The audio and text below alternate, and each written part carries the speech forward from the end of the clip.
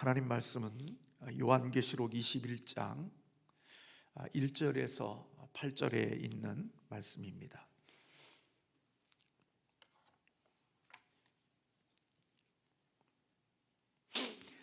요한계시록 21장 1절에서 8절 말씀 같이 함께 합독합니다.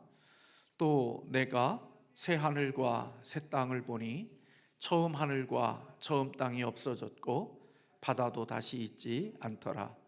또 내가 보매 거룩한 성 새 예루살렘이 하나님께로부터 하늘에서 내려오니 그 준비한 것이 신부가 남편을 위하여 단장한 것 같더라.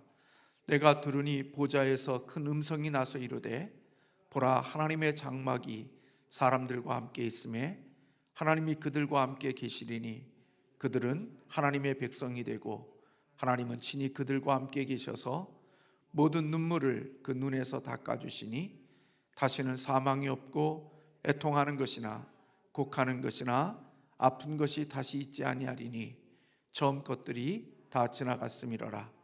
보좌에 앉으신 이가 이르시되 보라, 내가 만물을 새롭게 하노라 하시고 또 이르시되 이 말은 신실하고 참되니 기록하라 하시고 또 내게 말씀하시되 이루었도다. 나는 알파와 오메가요 처음과 마지막이라. 내가 생명수 샘물을 목마른 자에게 값없이 주리니 이기는 자는 이것들을 상속으로 받으리라. 나는 그의 하나님이 되고 그는 내 아들이 되리라.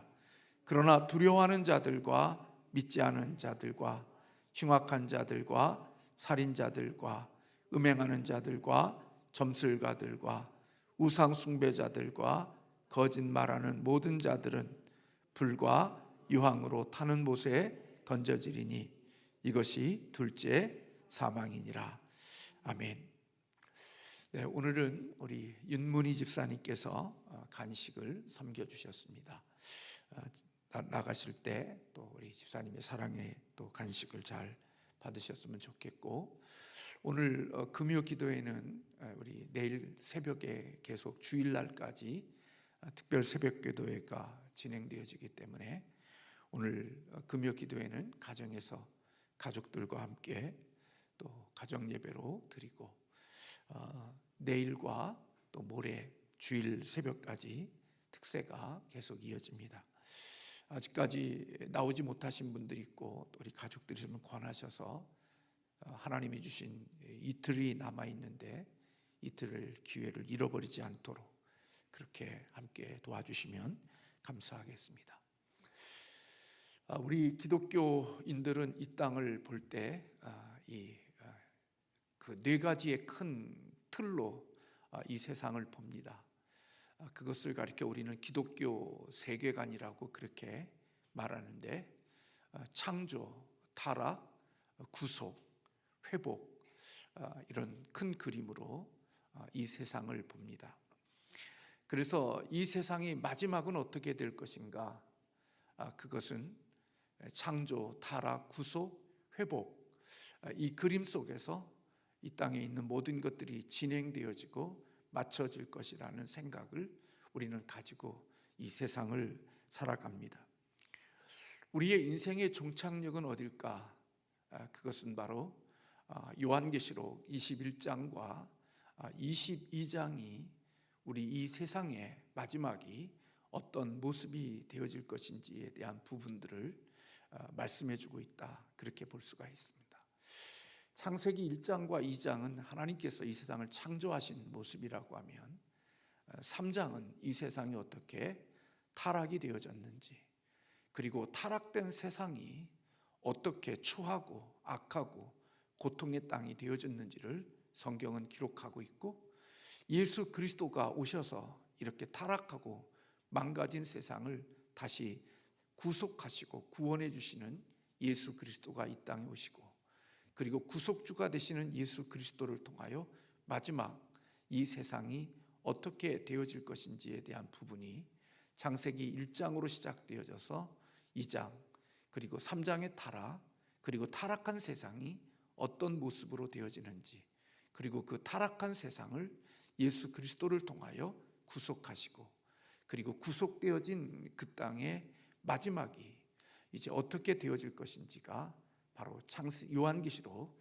21장과 22장에 기록되어져 있다, 그렇게 볼 수가 있습니다. 그래서 요한계시록 21장과 22장을 통해서 하나님이 이 세상을 창조하신 이 세상이 어떻게 회복이 되어져야 될 것인지에 대한 모습들을 우리에게 가르쳐주고 있다, 그렇게 볼 수가 있습니다. 그래서 22장 1절에 보면 또 내가 새 하늘과 새 땅을 보니 처음 하늘과 처음 땅이 없어졌고 바다도 다시 있지 않더라, 그렇게 말씀하고 있는 것을 봅니다. 창세기 1장 1절에 보면 태초에 하나님이 천지를 창조하시느니라로 시작되어지고 있는데, 요한계시록 마지막에 해당되어지는 이 땅의 마지막에 대한 모습들을 통해서 이야기하면서 다시 새 하늘과 새 땅으로 이제 그 성경을 마치고 있는 것을 보게 되어집니다. 그리고 2절에 가보면 신부와 남편에 대한 말씀이 기록되어지고 있는데, 이것은 마치 에덴 동산에 하나님이 창조하셨을 때에 아담과 하와의 모습을 연상하게 되어집니다. 그리고 22장 1절에 보면 생명수라는 단어가, 생명수의 강이 나오는데, 우리 에덴 동산에서 하나님이 주셨던 그런 강들이 우리가 떠올리게 되어집니다. 그러니까 요한계시록 21장과 22장을 읽어보면 마치 우리가 어느 곳에 가보면 예전에 우리가 꿈속에서 뭔가를 본 것 같은, 내가 옛날에 봤던 것 같은 그런 모습이 그대로 이렇게 느껴지는 그런 장면들이 있잖아요. 마치 오래전에 와봤던 그런 곳과 같은. 근데 요한계시록 21장과 22장을 이렇게 읽다가 보면 마치 하나님께서 처음에 이 세상을 창조하시고 만들어 놓으셨던 그 모습들을 연상케 되어지는 그런 장면들로 요한계시록 21장과 22장이 그렇게 기록되어져 있고, 그래서 마치 하나님이 아름답게 만드셨던 그 동산이 타락되어 이렇게 고통의 땅이 되어진 그 땅을 다시 하나님이 회복해 하시는 그러한 장면으로 우리에게 느껴지게 됩니다. 사실 새하늘과 새 땅은 구약 성경에서도 또 베드로 사도가 이미 예언해 주었던 부분들이 있습니다. 이사야 65장 17절에 보면 보라 내가 새하늘과 새 땅을 창조하나니 이전 것은 기억되거나 마음에 생각나지 아니할 것이다, 그렇게 이사야 선지자는 이미 새하늘과 새 땅에 대한 예언이 있었고, 베드로 사도도 베드로후서 3장에 보면 새하늘과 새 땅을 바라본다, 그렇게 고백했습니다. 주님이 최후의 심판 이후에 이 세상은 어떻게 되어질 것인가, 그거에 대하여 우리는 주님이 땅에 재림하시고 최후의 심판이 있게 되어지면 우리 구원받은 모든 주의 백성들은 이 새하늘과 새 땅에서 영원토록 살게 되어질 것이라고 성경은 말씀하고 있습니다. 그래서 이 새하늘과 새 땅에 대한 견해가 크게 두 가지의 견해가 있습니다.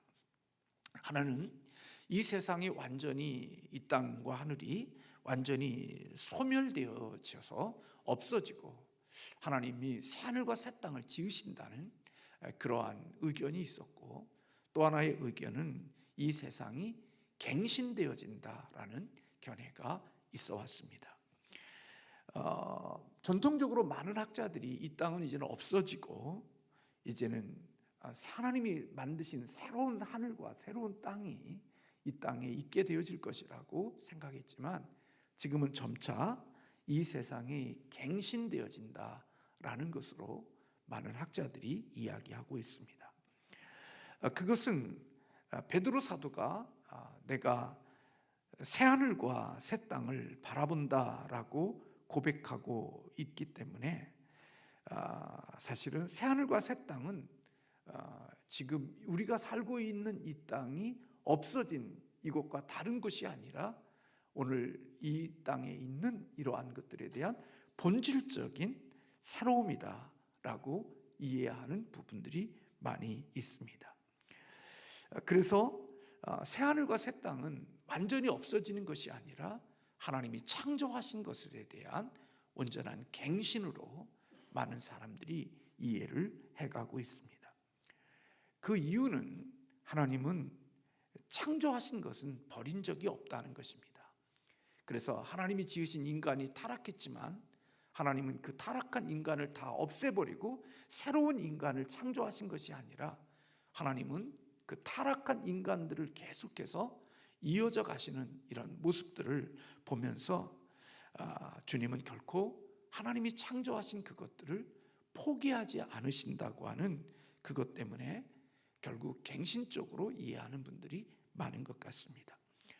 주님은 첫 창조 세계를 다시 질적으로 새롭게 하는 것으로 보기 때문에 결국 지금 우리가 살고 있는 새하늘과 새 땅은 우리가 살고 있는 이 세상과는, 우리가 살고 있는 땅과는 별개의 것이 아니라 어떤 연결되어지는 부분들이 있지 않겠는가 하는 생각들을 가져서 마치 우리가 살아가고 있는 것들의 새로운 피조물이 되어졌다는 것은 우리의 모습은 여전히 옛 모습에 있지만 그러나 그게 본질적으로 새롭게 되어지는, 어둠이 없어지고 악함이 없어지고 모든 것이 없어진 부분들이 있는 본질적으로 완전히 다른 그런 모습들 때문에 우리는 새로운 땅과 새하늘 하늘이라고 그렇게 이해를 한다는 것입니다.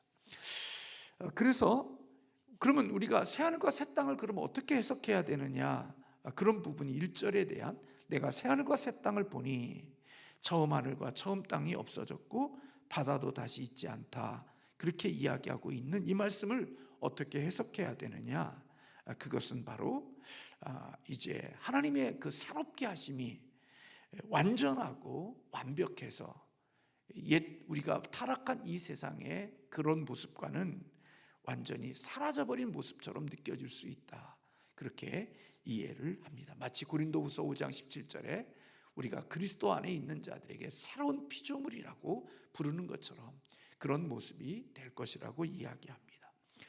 그래서 오늘 거기에는 오늘 2장 21장 1절에 보면 바다도 다시 있지 않는다, 그렇게 기록되어지고 있는데 성경에서 바다는 짐승이 나오는 악의 근원으로 성경은 표현하고 있는 것을 봅니다. 성도들을 박해하고 또 죽은 자들의 거처 우상 숭배의 장소가 바로 바다인데 이제 그 새하늘과 새 땅 속에서는 그 바다가 없어진다, 사라진다라고 하는 것은 새 창조되어진 그 세계 속에서는 이러한 악의 근원들이 사라져버린 그런 새하늘과 새 땅이라고 하는 사실을 우리에게 가르쳐주고 있는 것입니다. 그래서 이 새하늘과 새 땅이 창조가 되어지니까 오늘 그곳에 하늘에서 새 예루살렘이 내려온다라고 이야기하고 있죠. 2절에 보면 또 내가 보니 거룩한 성 새 예루살렘이 하나님께로부터 하늘에서 내려오니 그 준비한 것이 신부가 남편을 위하여 단정한 것 같더라, 그렇게 말씀하고 있습니다. 하늘은 구원받은 자들을 위하여 마련한 곳으로서 하나님의 백성들이 하나님과 샬롬을 누리는 곳이 하늘인데 그 하늘로부터 새 예루살렘이 새 하늘과 새 땅으로 내려오는 것을 사도 요한이 보았던 것을 볼 수 있습니다. 우리가 알고 있는 예루살렘은 하나님의 거룩함을 잃어버렸고 하나님을 등지고 하나님께로부터 저주를 받은 성이 예루살렘이라고 하면 새 예루살렘은 오늘 어떤 성으로 불리느냐? 거룩한 성으로 불려진다라고 말씀하고 있습니다. 그래서 새 하늘과 새 땅에서 이제 하늘로부터 거룩한 새 예루살렘 성이 내려오게 되어지게 되는 거지요. 그리고 3절에 보면 내가 그 모습이 마치 준비한 것이 신부가 남편을 위하여 단정한 것 같은 그런 모습이라고 이야기하고 있습니다. 그리고 3절에 보면 내가 들으니 보좌에 큰 음성이 나서 이르되 보라 하나님의 장막이 사람들과 함께 있음에 하나님이 그들과 함께 계시리니 그들은 하나님의 백성이 되고 하나님은 친히 그들과 함께 계시다. 그렇게 말씀하고 있습니다. 그러니까 새 예루살렘의 아름다운 축복은 뭐냐면 사람들과 함께 하시는 하나님의 임재하심이 있는 것입니다. 다시 말하면 임마누엘이 성취되어진 것, 그것이 바로 새하늘과 새 땅에 하늘로부터 내려온 거룩한 새 예루살렘 성이 우리에게 보여주는 모습인 것이죠. 천국의 복은 다른 게 아닙니다. 하나님이 우리와 함께 하시는 것, 그게 천국의 가장 큰 복이고요. 이 세상에 살면서도 우리 그리스도인의 복은요, 하나님이 우리와 함께 해주시는 복, 하나님의 임재하심의 복이 가장 큰 복이라고 말씀할 수 있는 것입니다. 그래서 사실은 예수 그리스도께서 우리와 함께 해주신다는 것, 그것이 우리 그리스도인의 가장 큰 복이죠. 그래서 예수님께서 마지막에 사랑하는 제자들에게 위대한 사명을 주시면서 내가 너희들에게 영원토록 너희와 함께 계실 것이다, 그렇게 약속해 주셨던 것을 볼 수가 있습니다. 그래서 새 예루살렘 속에서는 사람들과 함께 하시는 하나님의 임재하심이 있는 곳이라고 말씀하고 있습니다. 그 땅에서는 이제 어떤 일들이 일어나게 되어지느냐, 하나님의 임재하심과만 함께 있는 것이 아니라 우리가 잘 아는 대로 4절의 말씀에 보면 모든 눈물을 그 눈에서 닦아주시니 다시는 사망이 없고 애통하는 것이나 곡하는 것이나 아픈 것이 다시 있지 아니하리니 처음 것들이 다 지나갔다, 그렇게 말씀하고 있습니다. 새하늘과 새 땅에서는 이렇게 없어지는 것들이 있다, 그렇게 말씀하고 있습니다. 처음 하늘과 처음 땅은 사실은 바다는 이 세상을 말하고 있는 거죠. 타락한 이 세상은 누가 지배하고 있어요? 마귀와 사단이 지배하고 있죠. 그래서 이 마귀가 사단이 지배하는 곳에는 항상 떠나지 않는 게 뭐예요? 눈물, 사망, 애통, 곡하는 것, 아픔. 사실 지금 저와 여러분이 경험하고 있는 것들이 바로 새하늘과 새 땅이 아닌 옛 땅과 옛 하늘에서 살아가고 있는 우리들이 겪고 있는 모든 것들입니다. 정말 교회가 오래되고 또 예수 믿는 사람들의 시간이 많이 지나면서 원로 목사님과 함께 개척했던 많은 어르신들이 이제는 하나님 나라가 갈 날이 점점 가까워지시니까 하나님 나라 가는 과정이 아프고 병들고 나이 드시면 그런 과정을 통해서 하늘 나라 가는 거잖아요. 근데 그 요단강을 건너는 그 과정이 참 아픔이 많더라고요. 눈물이 있고 슬픔이 있고 고통이 있고, 젊었을 때는 그런 것들을 그렇게 간이 느끼지 못하는데 나이가 들수록, 세월이 흘러갈수록 이 땅에 살아가는 삶은 눈물이고 슬픔이고 고통이고 아픔이고 곡하는 일들이 일어나게 되어지는 세상임을 우리에게 보게 되어집니다. 그런데 예수 그리스도가 이 땅에 오셔서 이제 재림하신 후에 이루어질 최후의 심판 후에 이루어질 새하늘과 새 땅에는 이런 마귀가 지배하고 사단이 지배하는 이런 모든 눈물과 슬픔과 아픔과 고통과 이런 것들이 다 사라져버린 그런 것들이 없는 땅이 되어질 것임을 이야기하고 있습니다. 그리고 그곳에 슬픔과 고통과 눈물과 아픔 대신에 기쁨과 감사와 행복이 있게 되어짐을 말씀해 주고 있습니다. 하나님께서 우리의 눈에서 모든 눈물을 그 눈에서 닦아주신다. 그렇게 말씀하고 있습니다. 사망하는 것이나 애통하는 것이나 곡하는 것이나 아픈 것이 다시는 잊지 않는 곳이 바로 새하늘과 새 땅임을 우리에게 이야기해주고, 결국 아담이 받았던 저주가 이제는 완전히 역전이 되어지고 선지자들이 미리 내다보았던 그런 예언의 말씀이 성취가 되어지는 그런 모습들이 되어질 것임을 말씀해주고 있습니다. 그러면서 6절의 말씀에 보면 또 내게 말씀하시되 이루었도다. 나는 알파와 오메가요 처음과 마지막이라. 내가 생명수 샘물을 목마른 자에게 값없이 줄 것이다. 그렇게 말씀하고 있습니다. 생명수 샘물이라고 하는 것은 충만한 생명을 가리키는 말로서 이 땅에 살았던 성도들이 사모하는 것이고 예수님께서 주시겠다고 약속하신 것인데, 결국 생명수의 샘물이라는 것은 우리의 영적인 만족을 의미한다. 그렇게 말씀드릴 수가 있습니다. 예수님께서 요한복음 14장 4장 14절에서 내가 주는 물을 마시는 자는 영원히 목마르지 아니하리니 내가 주는 물은 그 속에서 영생하도록 솟아나는 샘물이 될 것이라고 예수님께서 한 여인에게 말씀을 해주셨는데, 그 약속하신 영원히 목마르지 않는 샘물이 오늘 주님이 주시는 새하늘과 새 땅 속에서 그러한 것들이 이루어지고 있음을 우리에게 보여주고 있습니다.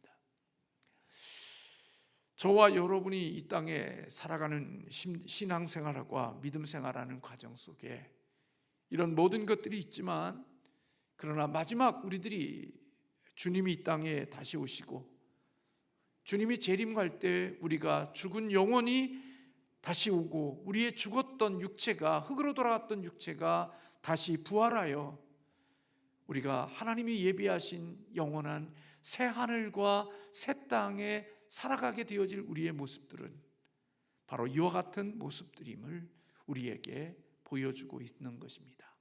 그래서 창세기 1장 2장에 창소되어졌던 그 아름다운 모습이 사단의 유혹으로 인하여 죄가 들어온 이후에 사단이 지배하는 이 척박하고 고통스러운 이 땅이 이제는 예수 그리스도가 이 땅에 오셔서 그 척박한 땅에서 살고 있는 자들을 구원하여 새로운 피조물 되어 하늘 생명으로 살아가게 하는 그들이 이 땅을 살다가 세상을 떠나게 되어지면, 주님이 이 땅에 다시 오시는 그날이 되어지면 하나님이 만드시는 이 새하늘과 새 땅과 거룩한 새 예루살렘 속에서 이제는 이 땅에서 살았던 그 옛 모습들의 그 아담에게 흐르는 저주에 대한 슬픔과 고통과 아픔과 눈물과 죽음과 이런 모든 것들이 사라져버린, 그리고 완전히 새로워진 그러한 모습 속에서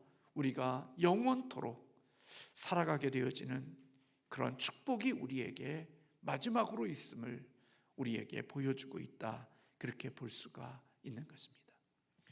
그래서 그리스도인들은 이 그림으로 보는 겁니다. 창조, 타락, 그리고 예수 그리스도의 구속, 그리고 구속된 자들이 이 세상에 구속함을, 새로운 피조물 된 자들이 이 땅에 구속함을 받은 자답게 살다가 천국되어 살다가 이 세상을 떠나고 나면 하나님이 우리를 위하여서 예비하신 천국이라는 곳에 우리의 영혼이 가 있다가 주님이 이 땅에 다시 재림하시는 날이 되어지면 천국에 있는 영혼과 죽었던 영혼이 다시 부활하여 함께 신비한 몸으로 신비한 영혼이 하나가 되어져서 이제는 마지막 하나님이 우리를 위하여 준비하신 새롭고 이제까지 경험하지 못한 새하늘과 새 땅 속에서 영원한 생명을 가진 구원받은 주의 백성들이 영원한 영적인 만족을 느끼면서 영원토록 살게 되어지는 것들이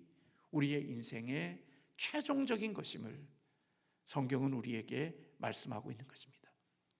그래서 성경을 어느 곳에 보든지 우리는 창조되어진 하나님의 아름다운 역사가 사단으로 인하여서 망가뜨리고, 그리고 망가뜨린 자들이 살아가는 삶의 모습이 눈물, 고통, 슬픔, 아픔, 죄악된 어둠의 모습들이고, 이 모습 속에 살던 사람들이 예수 그리스도를 만남으로 어떻게 하나님의 창조되어진 옛날의 형상대로 살아가는 모습들의 그림을 가지고 있다가 완성되지 못했지만, 그러나 주님이 오시게 되어졌을 때 그 영혼들이 하나님의 주시는 이 영원한 나라에서 영원토록 살게 되어지는 그런 축복이 있게 되어질 것임을 말씀해 주고 있는 것입니다. 그런데 중요한 것이 있습니다. 이런 새하늘과 새 땅에 어떤 자들이 들어가는가? 그 새하늘과 새 땅은 누가 들어가는가? 오늘 본문 7절의 말씀에 보면 이기는 자가 그 땅에 들어간다, 그렇게 말씀하고 있습니다. 교회 다니는 자가 아닙니다. 이기는 자입니다. 7절의 말씀에 보면 이기는 자는 이것들을 상속으로 받을 것이다. 하나님께로부터 상속으로 이것을 받는데 어떤 자들이 받느냐? 이기는 자가 받는 것입니다. 그래서 그 이기는 자는 나는 그의 하나님이 되고 그는 내 아들이 될 것이다. 그러니까 이기는 자는 어떤 자들인가? 6절에 있는 말씀대로 목마른 자, 생명수 샘물을 목마른 자에게 값없이 준다 그랬어요. 그러니까 이기는 자는 어떤 자냐? 목마른 자예요. 뭐에 대한 목마른 자? 하나님에 대하여 목마른 자, 하나님에 대하여 갈망하는 자, 그가 이기는 자가 된다는 거예요. 예수를 믿는다고 하며 교회를 다닌다고 하면서도 모든 마음과 생각이 세상에 가 있고 세상을 갈망하며 사는 사람들은, 그들은 어디에 가 있냐? 그는 세상에 가 있습니다. 하루 눈 뜨고 하루를 살며 하루의 세상을 마치고 눈을 감을 때에도 그들은 무엇을 갈망하냐? 세상을 갈망합니다. 근데 이기는 자는 누구를 갈망하냐? 하나님을 갈망하고 하나님에 대한 목마름이 있는 자가 된다는 겁니다. 그래서 목마른 자가 이기는 자가 되는 겁니다. 하나님에 대한 목마름이 있는 자에게 하나님이 필요한 은혜를 공급해 주시는 것입니다. 세상에 목마른 사람은 언제나 세상에 가 있습니다. 주일날도 빼먹고 하나님의 거룩함에 대한, 하나님에 대한 것들은 다 사라져버리고 오직 세상의 것만 갈망하고 삽니다. 하나님을 섬기는 이유도, 하나님을 믿는 이유도 내 세상의 것을 더 많이 얻기 위하여 하나님을 이용하는 것이지, 하나님을 사랑하고 하나님을 경배하고 하나님을 경외하고 하나님을 갈망함이 있는 게 아니라 그냥 내가 이 땅에서 세상을 더 멋지게 살고 싶어서 능력이 있다고 하는 그 하나님의 힘을 빌어서 내 필요한 것들을 공급받으려고 하는, 그리고 내 필요한 것들이 공급되어지고 나면 하나님은 더 이상 거추장스러운 하나님이 되어서 하나님에 대한 것들이 시시해져 버리는. 그러나 이기는 자는 자기의 생이 다할 때까지 하나님을 이용한 것이 아니라 하나님을 예배한 자였고 하나님을 경외하는 자였고 하나님을 섬기는 자였기 때문에 그는 주님을 만난 순간부터 우리의 호흡이 끝나는 그날까지 그의 중심 속에는 하나님을 향한 목마름과 하나님을 향한 갈망이 있는 겁니다. 그래서 호흡이 끊어지는 그 순간까지도 누구를 사모함이 있느냐? 하나님을 사모함이 있는 겁니다. 그래서 주님이 우리에게 말씀하시는 겁니다. 주여 주여 하는 자마다 다 천국에 들어가는 것이 아니라고. 새하늘과 새 땅은 이기는 자가 들어가는 거라고. 세상을 갈망하면서 살아가고 세상이 전부인 사람들이 그 땅에 들어가는 게 아니라 새하늘과 새 땅은 하나님에 대한 목마름이 있는 사람들이 하나님의 주시는 은혜를 공급받아 이 세상에 하나님의 능력으로 이 땅을 살다가 하나님의 품에 안기고 주님의 품에 안겼던 영혼들이 주님의 재림하시는 날 하나님이 우리를 위하여 예비하신 이 새하늘과 이 새 땅 속에서 눈물과 근심과 이 세상에 겪었던 모든 것들을 다 지나가게 하시고 그 기쁨과 그 감격이 너무나 크기에 내가 이 땅에서 흘렸던 눈물, 이 땅에 흘렸던 이 모든 것들을 다 이제는 추억으로 이기고 기쁨으로 여길 수 있을 정도로 하나님이 그 땅을 아름답게 여기게 해주신다고 말씀하고 있는 겁니다. 이 땅을 살았던 사람들, 이 세상의 목마름을 가지고 살았던 사람들, 그래서 주님 때문에 흘리는 그런 것들이 없는 사람들은 이 나라에서 별로 그렇게 의미가 없겠죠. 그래서 하나님의 이 소망이 있는 사람들이 마지막 고백하는 내용이 뭐냐? 고백하는 고백이 이 땅을 더 멋지게 살고 이 땅에서 화려한 성을 쌓으며 이 땅에서 조금도 부족함이 없는 인생을 살다가 더 오랫동안 이 세상에 유지하고 천국 누리며 이 세상에서 살려고 하는 마음이 아니라 이런 소망을 가진 자들이 새하늘과 새 땅을 바라보는 사람들이 드리는 고백이 요한계시록의 마지막에 있는 말씀, 아멘, 주 예수여 어서 오시옵소서. 마라나타의 고백을 할 수 있는 자, 그들이 이기는 자이고 하나님에 대한 목마름이 있는 자라고 오늘 사도 요한은 우리에게 가르쳐주고 있는 것입니다. 저는 저와 여러분이 하나님을 갈망하면 이 세상 이길 수 있다고 생각합니다. 하나님에 대한 목마름이 있으면 저는 이 세상 이길 수 있습니다. 왜요? 하나님을 갈망하는 자에게, 하나님에 대한 목마름이 있는 자에게 하나님이 은혜를 주시거든요. 그 은혜의 힘으로 하는 겁니다. 시간이 있어서, 돈이 있어서, 건강이 있어서 하는 것만이 아니라 하나님이 은혜 주셔서 하나님의 주시는 힘으로 주님이 부르시는 그날까지 이 길을 걸어갈 수 있는 자가 되게 하시는 겁니다. 그래서 바울의 고백이 맞습니다. 나의 나됨은 하나님의 은혜라고. 주의 은혜로 시작했고 주의 은혜로 살아가고 주의 은혜로 마치는 자가 되어지는 것이지요. 우리 모두가 이기는 자가 되어서 하나님의 주시는 아름다운 축복을 누릴 수 있는 복 있는 사람들이 되시기를 주님의 이름으로 소원합니다. 왜냐하면 이기는 자는요, 그냥 이기는 게 아닙니다. 내일 말씀드리겠지만 하나님의 주시는 약속이 있습니다. 이 땅에 주를 위하여 살아간 자들에게 주시는 하나님의 약속이 있습니다. 그 약속을 우리가 다 누리고 살아가는 저와 여러분 되시기를 주님의 이름으로 고백합니다. 날마다 저와 여러분들의 신앙 속에 힘들고 어려울 때마다 우리의 고백이 주 예수여 어서 오시옵소서라는 이 고백을 하며 주와 함께 이 땅을 살아가는 우리 모두가 되기를 주님의 이름으로 소원합니다. 기도하겠습니다.